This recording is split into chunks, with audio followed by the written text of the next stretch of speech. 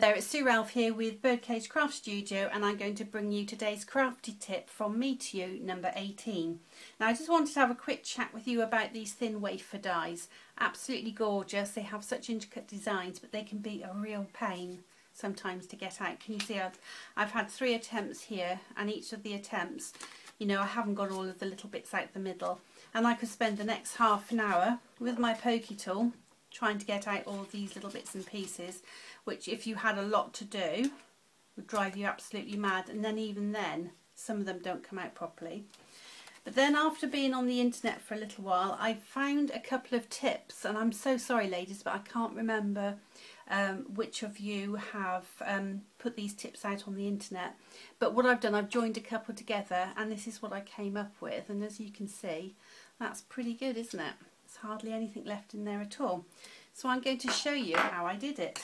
So I'm going to bring in my machine, and what you need to do is you need to get your platform with the tabs. You want one of the acrylic plates, and then this is a piece of metal that I got from a craft shop, which I'm going to lay down, and then I'm going to put my piece of cardstock on in just a minute. But before I do that, one thing I suggest you do, this is from another crafter, I think it was a Frugal Crafter I found this tip on.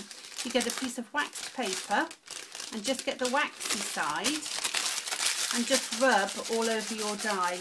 Now I'm sure a lot of you have tried putting your waxed paper actually on your die as well, but one thing I found is that when you go to take it out of the machine to see if it's cut through, because the wax paper's there first, it just sort of drops off the paper and you wouldn't be able to run this back through.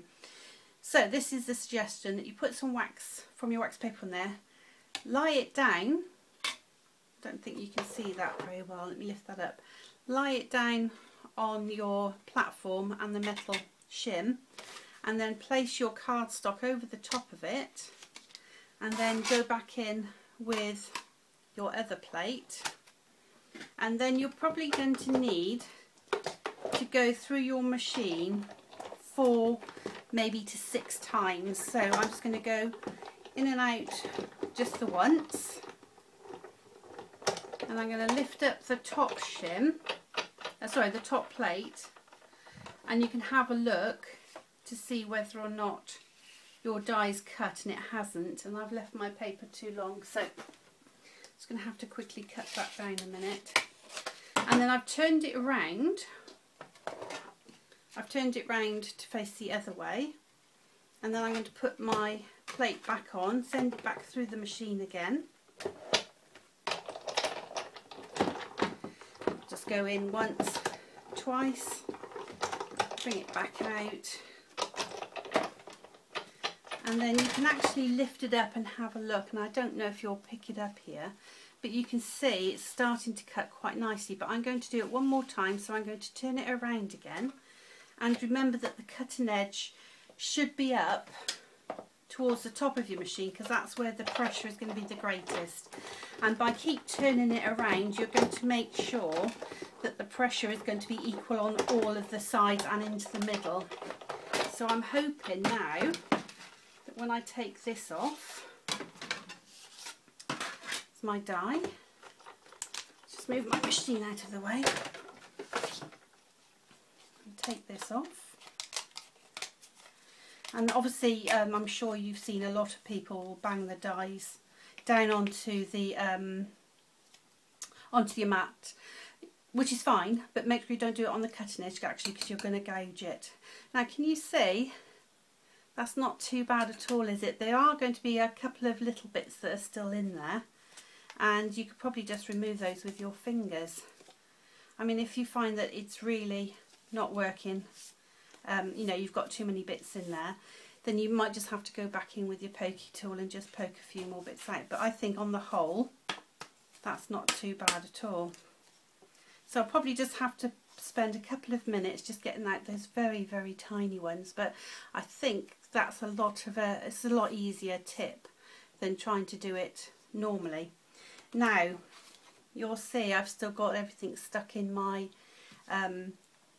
die here. So another tip, as I said, one of the ladies on the internet said, is to get yourself an old toothbrush and just scrub all over, and you'll find that the bits will all fall out.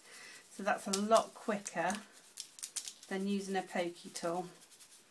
She suggested to use a stiff toothbrush, you know, a hard toothbrush, which I don't have. This is just an old one I've got, and it's a soft one, so I will try it out. But yes, just keep going round and you will find that these will all start popping out. And I think it's a lot quicker than if you were getting your pokey tool in there. Obviously some are going to be more stubborn than others, and now I'm filming, of course there's going to be those few that won't come out. But I think it would be easier with a stiffer toothbrush. But anyway, as you can see, I'm sure you'll say that, you know, that has been a lot quicker to get all these bits out than if you would normally have to do it with your pokey tool. Okay, so that's my tip for today. I'll be back tomorrow. Bye.